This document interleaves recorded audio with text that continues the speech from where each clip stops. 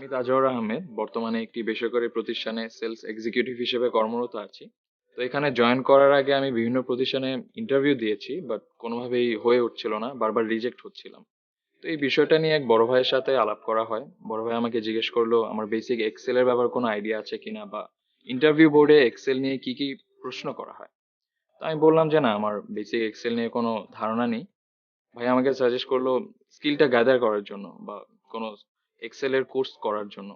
দেন ভাই আমাকে bright skills এর কথা বলে এবং আনোয়ার স্যারের কথা বলে। পরে ব্রাইট স্কিলস থেকে ম্যাজিক ইন এমএস এক্সেল এর উপর আমি কোর্সটি সম্পন্ন করি এবং ইন্টারভিউ বোর্ড জয়েন করার পরে আলহামদুলিল্লাহ আমার চাকরিটি কনফার্ম হয়। দৈনন্দিন অফিস ওয়ার্কে এখন ডেটা সেগ্রিগেটিং, ডেটা সর্টিং এবং ডেটা অ্যানালাইজিং নিয়ে কাজ করা হচ্ছে। তো এরকম ইনিশিয়েটিভ নিয়ে আসার জন্য ব্রাইট স্কিলসকে এবং আনোয়ার হোসেন স্যারকে আমি ধন্যবাদ দিতে চাই। So thank you Bright Skills এবং আনোয়ার হোসেন স্যারকে এত সুন্দর একটি কোর্স আমাদের সামনে নিয়ে আসার জন্য।